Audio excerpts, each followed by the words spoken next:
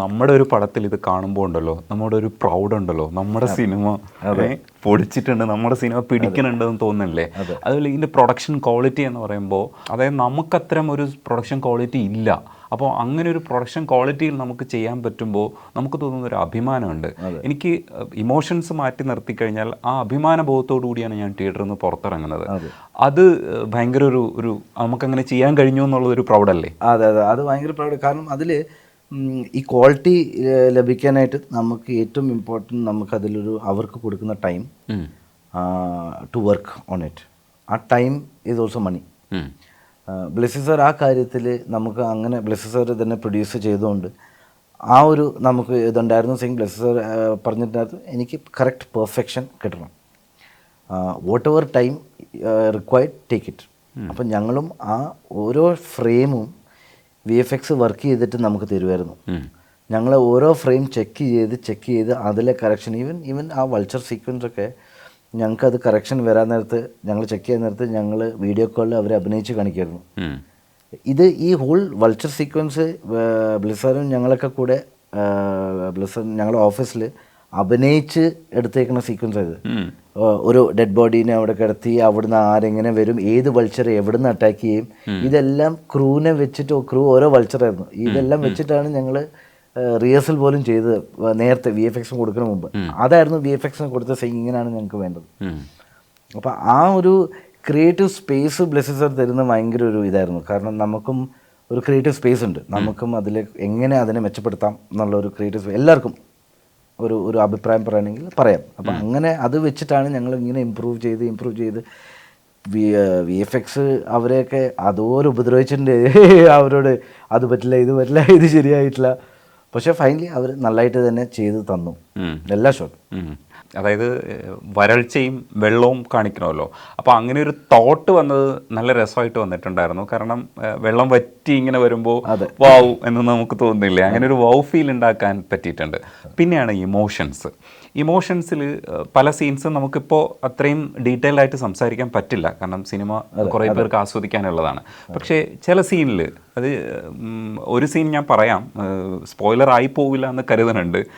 കാറിൽ ഇയാൾ നജീബ് കയറാൻ ശ്രമിക്കാതെ പുറത്ത് നിൽക്കുന്ന സമയത്ത് അയാൾ സഹായിക്കുന്നുണ്ട് കാറിൽ കയറാൻ വേണ്ടിയിട്ട്. ആ പ്രേരിപ്പിക്കുന്ന സമയത്ത് നജീബിൻ്റെ ഒരു ഇമോഷനുണ്ട്, ഇല്ലെങ്കിൽ ഒരു പേടിയുണ്ട്. അയാളുടെ ആ പേടിയുടെ ഒരു തുടർച്ചയുണ്ട്. ആ പേടി അസാധ്യമായിട്ട് പൃഥ്വിരാജ് ചെയ്തിട്ടുണ്ട്. ആ സ്ഥലം കണ്ടപ്പോൾ എനിക്ക് തോന്നി ഇയാൾ വർക്ക് ചെയ്ത് പണ്ടാരിറക്കിയിട്ടുണ്ടെന്ന് തോന്നിയില്ല. അടിപൊളി സീനായിരുന്നു. അത് ഞാനത് എല്ലാം ഇൻ്റർവ്യൂവിലും ഞാൻ പറഞ്ഞിട്ടുള്ള കാര്യം. നമ്മളെല്ലാം കാണുമ്പോൾ പൃഥ്വിരാജ് ഒരു ആക്ടർ അവിടെ വന്ന് പെർഫോം ചെയ്തു. ഇതിൻ്റെ ബാക്കിൽ അതുപോലെ ഹോംവർക്ക് ചെയ്തിട്ടുണ്ട്. അത് ചെറിയ കാര്യങ്ങൾ, നടപ്പായിക്കോട്ടെ, കൈയുടെ മൂവ്മെൻ്റ് ആയിക്കോട്ടെ, ചുണ്ടിൻ്റെ മൂവ്മെൻ്റ് ആയിക്കോട്ടെ, കണ്ണിൻ്റെ ചിമ്മലായിക്കോട്ടെ, എല്ലാം അത് ഹോംവർക്ക് ചെയ്ത് വർക്ക് ചെയ്തെടുത്തേക്കുന്ന ഒരു ആക്ടറാണ്. പക്ഷെ നമ്മൾ അത് ഇങ്ങനെ ഡീറ്റെയിൽ ശ്രദ്ധിക്കുമ്പോഴാണ് നമ്മൾ വീണ്ടും അതിൽ ഇൻട്രസ്റ്റ് തോന്നുന്നത്.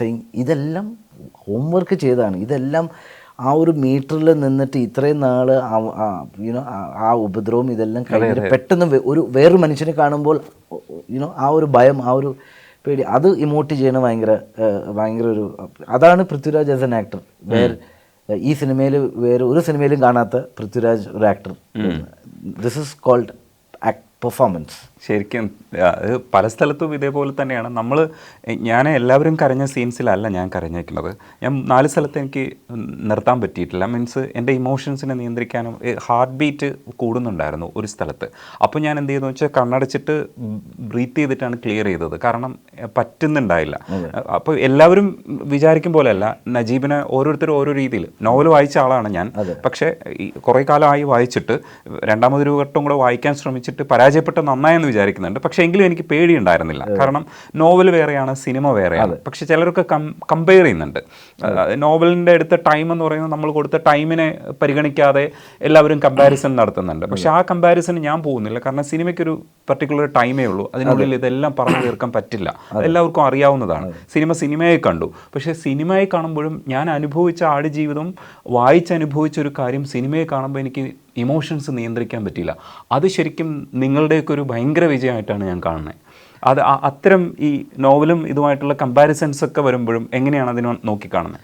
ഇപ്പോൾ തുടക്കം മുതൽ ബ്ലെസ്സി ഞങ്ങളിത് ഫിലിം ഇത് സ്ക്രിപ്റ്റിംഗ് എല്ലാം ചെയ്യാൻ നേരത്ത് പോലും ബ്ലെസ്സി സാറിന് ആദ്യം തൊട്ടൊരു ഇതുണ്ടായിരുന്നു, സെയിങ് സ്ട്രെയിറ്റ് ബുക്കിനെ കോപ്പി ചെയ്ത് നമുക്ക് പടം ചെയ്യണ്ട. ബിക്കോസ് അത് പിന്നെ പൃഥ്വിരാജ് തന്നെ ഒരു ഇൻ്റർവ്യൂ പറഞ്ഞ പോലെ 10 മണിക്കൂർ ഒരു സീരീസ് പോലെ ആയിപ്പോൾ ആ സിനിമ മൊത്തം ചെയ്യണമെങ്കിൽ.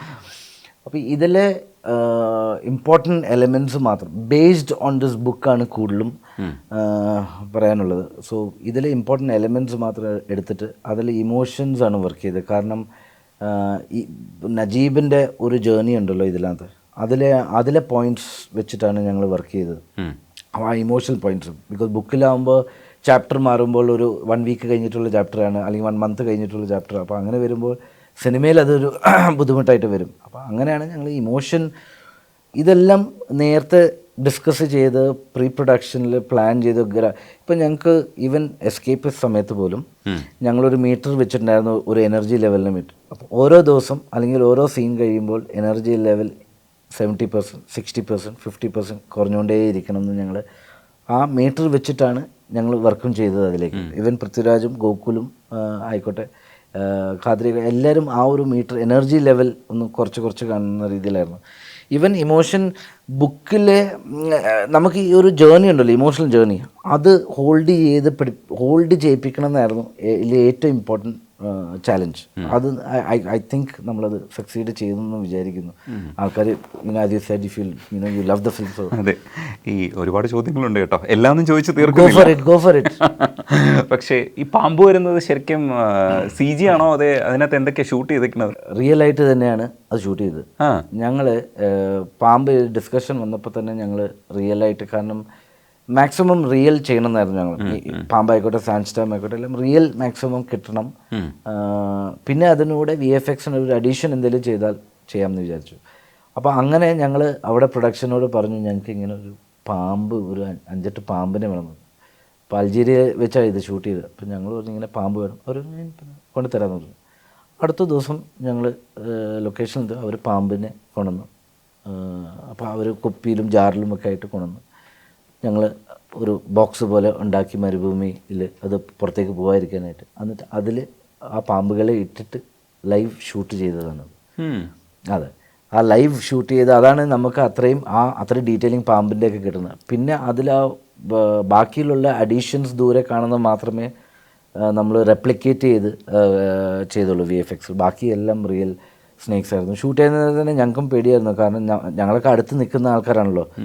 അപ്പോൾ ഒരു പ്രാവശ്യം പോലും ആ ആളെ, ഈ പാമ്പ് കൊണ്ടുവന്ന ആളെ ഷോട്ടിനിടയിൽ പുള്ളി പാമ്പിനെ ഒന്ന് മാറ്റാൻ ഒരു പാമ്പ് കയറി കടിച്ചായിരുന്നു. അപ്പോൾ അതിൻ്റെ വിഷമൊക്കെ എടുത്ത് പുള്ളി മാറ്റിയതായിരുന്നു. പാമ്പ് കടിച്ചപ്പോൾ പുള്ളി കൈ ഒന്ന് കൊടുന്നു. ഈ പാമ്പ് എൻ്റെ പുറത്തേക്ക് വന്ന് വീഴുന്നു. ഞങ്ങൾ അവിടെ നിന്ന് എടുത്ത് ഓടി.